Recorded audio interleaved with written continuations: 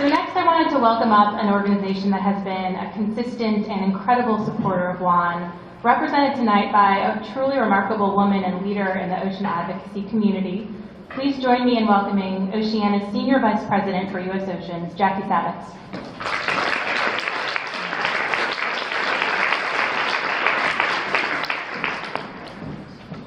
Thanks so much, Josie. It's great to be here tonight, and thanks to the WAN group for putting together yet another amazing holiday party, right? And thanks to all of you for being here, too.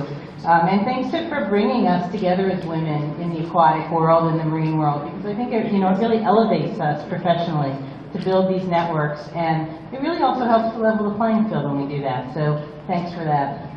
Another way you're doing that is by recognizing these exceptional women like Dr. Marcia McNutt, who you'll hear from momentarily, I think.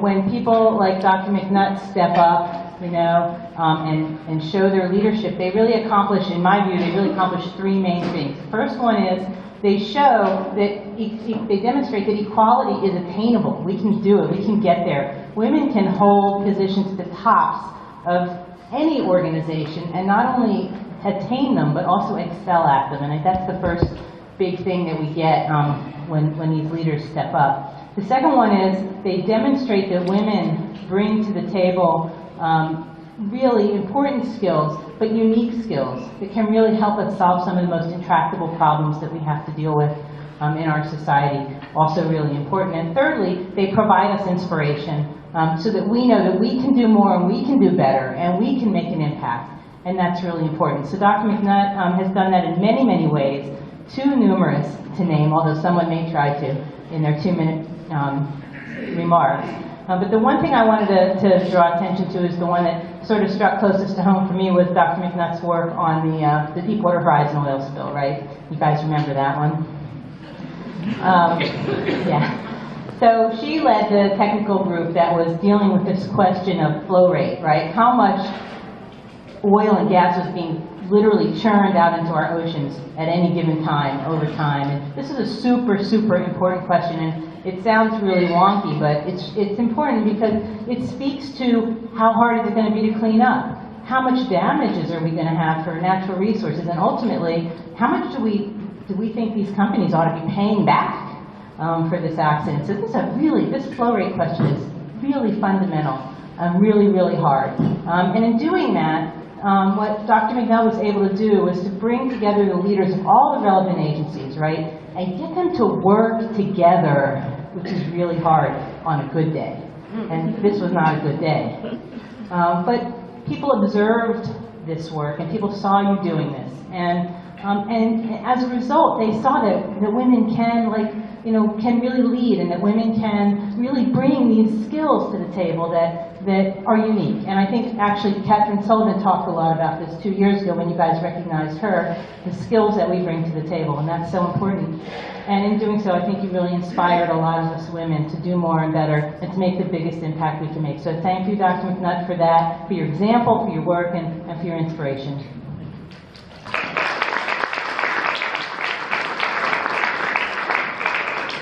Thank you, Jackie. At times like these, when we as a community need to double down on the importance of science in our society and in our decision making, this next organization's work to coordinate ocean research and translate that research for policymakers is perhaps more important than ever before. WAN is delighted to be sponsored this evening by the Consortium for Ocean Leadership. A warm welcome, please, to the Consortium's President and CEO, Rear Admiral John White.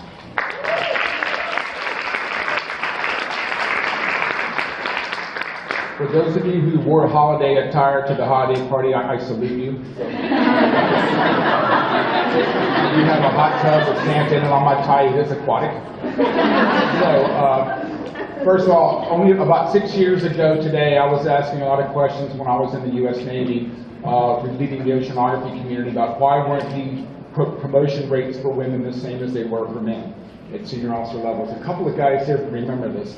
My staff came in one day and said, "Sir, there's an email going around that you're an activist."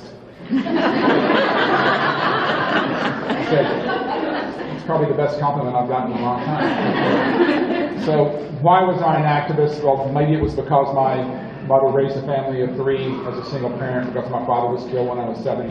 Maybe it was because my best friend as a junior officer in Guam got out of the Navy because she thought she would never have the opportunity to serve on an aircraft carrier or a cruiser or destroyer. Thank God she was wrong. I don't know why, but the main reason is I've been inspired by women throughout my life, in my career, and I still am today. Women who have had a passion for aquatic and ocean sciences, and who, regardless of the challenges and the adversity that they've had to face, and it has been great, I've seen it, I've observed it institutionally, organizationally, and personally, they have taken it upon their shoulders, had to work for people and with people who didn't understand the challenges that they were going through, but I knew they were the best at what they were doing, and they deserve the same opportunity as anybody else, and it's regardless of gender, of ethnicity, of your preference, of religion. So that's why I became an activist, and that's why I stayed in the Navy for 32 years, because we did make positive change in the Navy throughout my career there, and women do have the same opportunities as men. Now, but going forward, that's why I'm so honored to be in charge of the Consortium for Ocean Leadership, because we have great women and men who hold to the same ideals that I do. And where are my COL heroes? There they are in the back there. Come on, be louder. They are part of that, and several of you have been associated with your organization. But it's all because, and this has been successful in the Navy and the ocean science realm writ large, because of a couple of things. One is because of, as I've said, the inspirational women that you have recognized at these type of events, and we're going to recognize here tonight. It's also because of peer groups and networks that provide people the opportunity to share their thoughts, their ideas, their frustrations, and learn how to take advantage of the opportunities that are out there. And the Women's Aquatic Network is certainly one of those organizations, which is why I'm so honored to have been a part of the mentoring session and to be here tonight. So for the WAN, all I have to say is, for what you've done in the past, for this holiday celebration tonight, but as we all know, there is work to do. And within the last couple of months, we realized there is a lot more work to do than some of us thought. There's a lot of work to do, so I also want to say, for the work that you're going to do going into the future, thank you, thank you, thank you.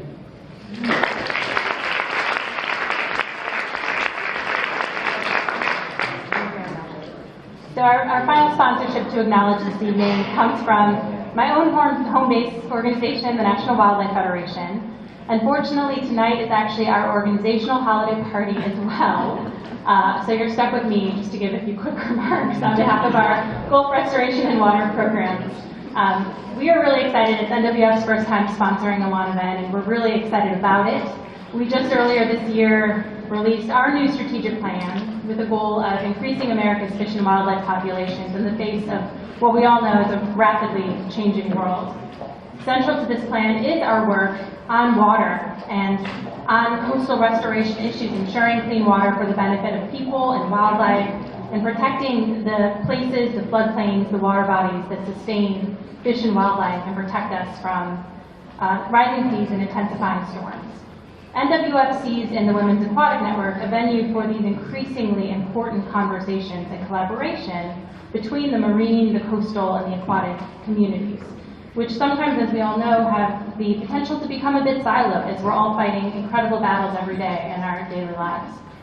It's events like this tonight that provide us with hopefully a space to identify some of those intersection points between our various bodies of work, and NWF is really honored to be a part of that.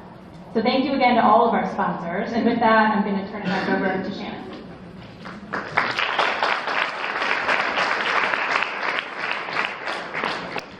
So I'd like to introduce one of our WAN Advisory Board members, Colleen Brohl, the Executive Director for the U.S. Committee on Marine Transportation Systems, to welcome a special guest who will be joining us tonight.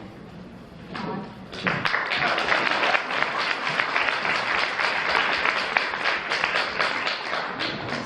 So good evening, everybody, and happy holidays. I was asked to say a few words before I introduce one of our special guests to talk a little bit about the history of the Women's Aquatic Network. And the reason is because back in 1985, three post-Knaus fellows, I'm sorry, any Knaus fellows past the present room?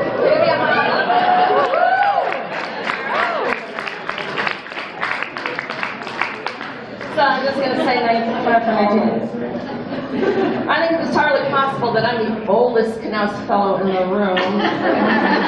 And on top of that, even the admirals performing are way younger than me, but that's the way of the world.